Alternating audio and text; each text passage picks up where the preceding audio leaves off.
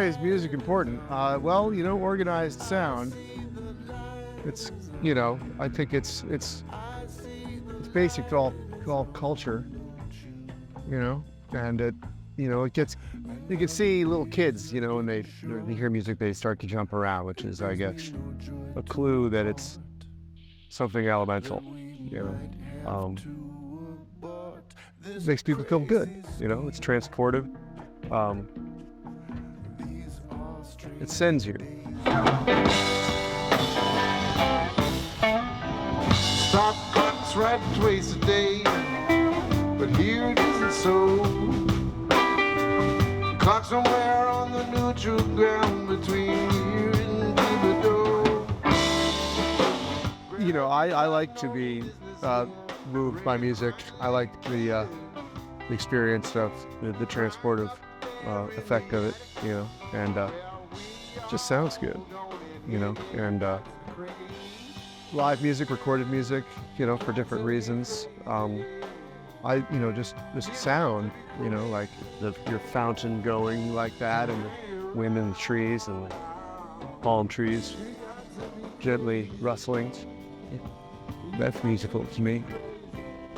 People walking down the street, sound of footsteps, doors closing, opening, cars starting, trains, thunder, the wind, heavy machinery. There's music everywhere. You got to be crazy. You got to be crazy.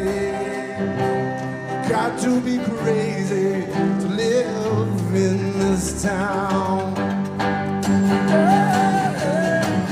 I'm gonna lay down like the Hindus say. I'm saying there's a God and she wants to pray. Yeah, she's up there laughing, man, I know it's true. Rain, of course, that's rain, the ocean. Probably my two favorites. The ocean, maybe more than the rain, but I like them both for different reasons. But probably equally. Thunderstorm, can't beat a thunderstorm. The sound of, big wind blowing, real front coming through, when the sky turns dark and it, the pressure drops and the birds start to take cover, and that's one of my favorite moments. In Detroit's a sweet piece of ass. I did and I didn't. I never, my sister and I begged our parents for a piano, and there was just, in those days, a piano was it was like buying a car. And there was no room in the house for one, so that was kind of kicked to the side. But the two of us, and we really wanted one. And the kid across the street, Justin Berkey, he had a piano and he took lessons, and I would go over to his house after his lesson was over and try to steal his lessons. And the Oboskis, who lived a few blocks away, family friends, my sister used to go and steal their piano and steal time on their piano. If you can make it here, right here in New Orleans, Louisiana. If you can make it here, if you can make it here, you better not leave. Don't leave. Stay right here. But there was no music education in my school, my grade school. When I got to high school, though, my freshman year, the first decision I ever made, as an individual, was this guy, Ed Throckmorton, a friend of my sister, said, "You should take music theory." I just started playing the guitar in 8th grade. He said, "You should use a piano player." And he said, "You should take music theory." So I dropped typing for music theory as a freshman. So I never learned how to type. And the amount of time I spend typing or not typing, it just boggles my mind to this day. But I can sing a perfect fifth for you, or an augmented fourth, or whatever interval you like, but I cannot. It takes I'm up to about I can do 15 words a minute typing, but I spend most of my time typing on a computer, so it's ironic.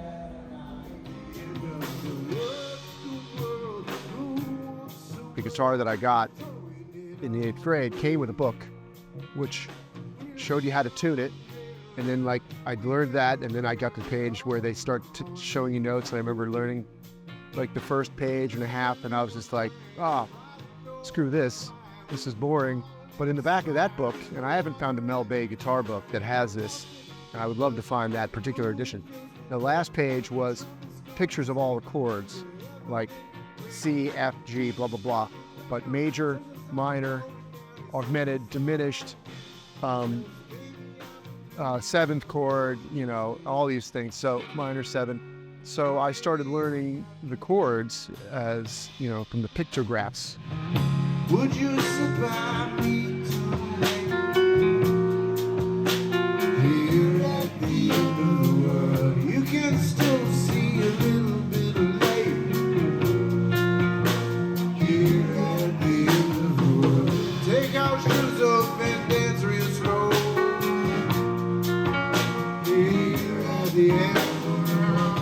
And then when I did actually go to my first guitar lesson sometime in the 8th grade, or the summer after my 8th grade, I knew the guy's like, okay, this is a G7 chord. I'm like, oh, I know G7.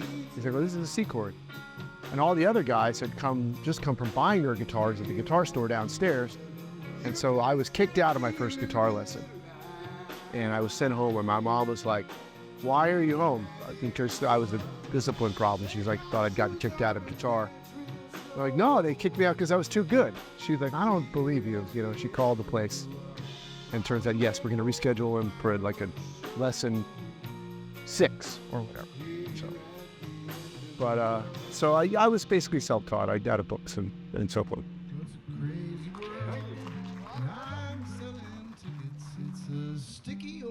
Finishing a song.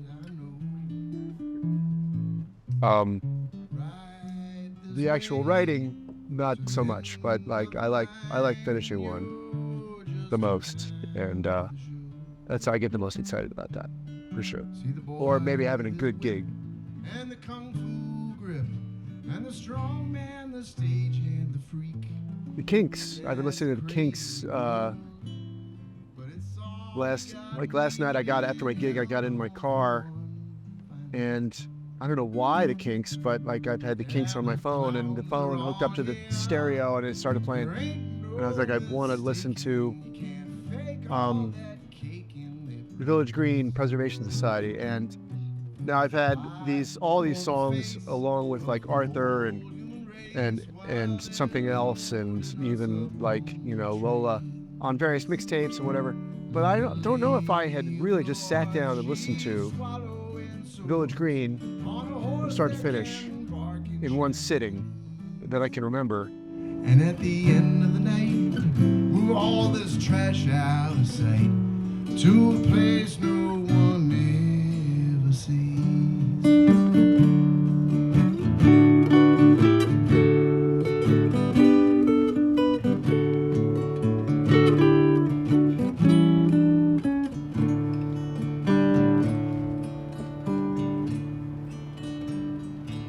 And if your own little bit of nails is getting you down, don't frown, 'cause the end times are near.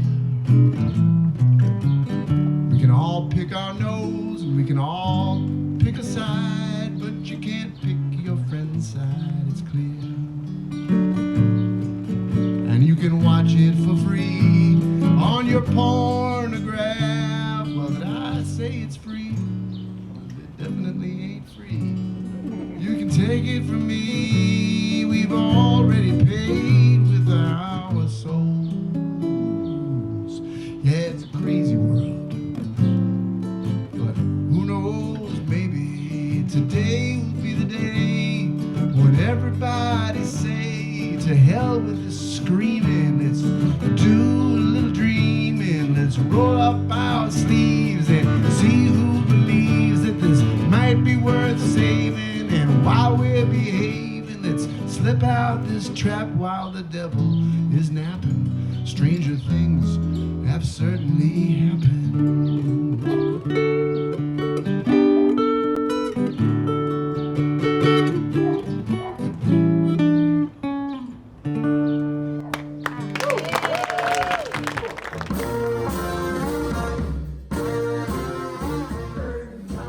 No, but I do hear intervals in like a visual way, like I don't know, there's something about like a perfect fifth that has a broadness to it that it's like sort of, I don't see a color or I see a thing. It strikes me as like a physical thing when I hear a sixth or a third or a fifth, the different thirds, or the different sixths, especially, a minor nine.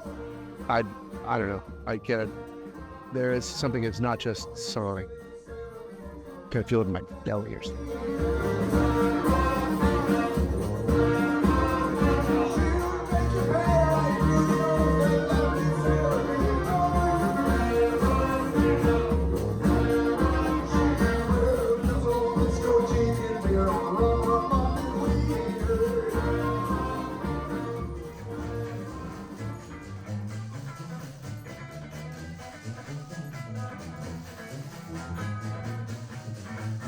Wow, Bob Dylan, Mahalia Jackson,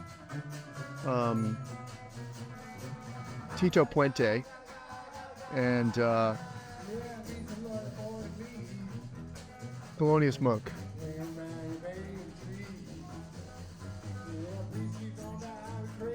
Yeah, those four.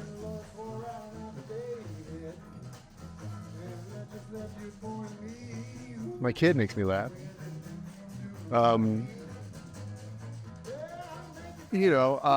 Animals, absurdity, car accidents, traffic jams, the post office, things not working, the streets of New Orleans. Just coming over here, the roads at this point are so insanely crazy that it's the funniest. It's nonstop comedy.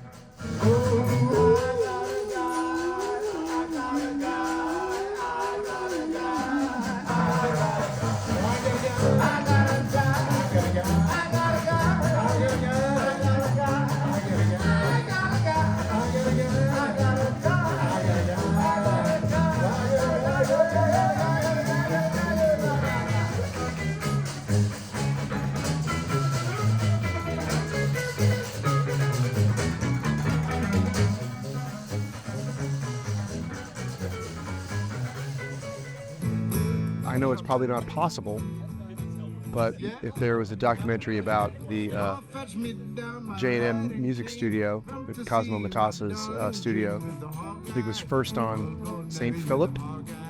No, not St. Philip, or Governor Nichols, I think it was, and then it moved over to Rampart Street.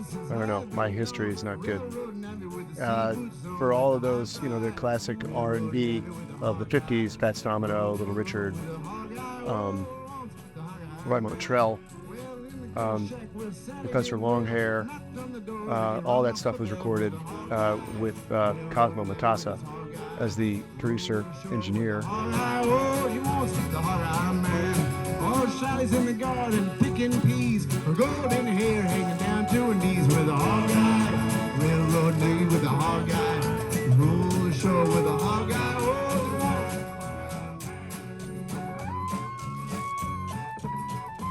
I'm a perspiration guy. There's inspiration people, and I've spent many years kind of waiting for inspiration, but it again and again it's been proven to me in my own experience that it's like you gotta go fishing. You gotta get the shit in the boat. You gotta get the poles out. You gotta get the lines. You gotta get the bait. You gotta be in the boat. You gotta be out there at 4 a.m. when the sun comes up, and otherwise there's no fish, And so I try to get out there at 4 a.m, figuratively, as much as possible. And so I find, to me, that the more I can be just writing and be working and in that mode, the more songs will come, and more ideas will come, better ideas too.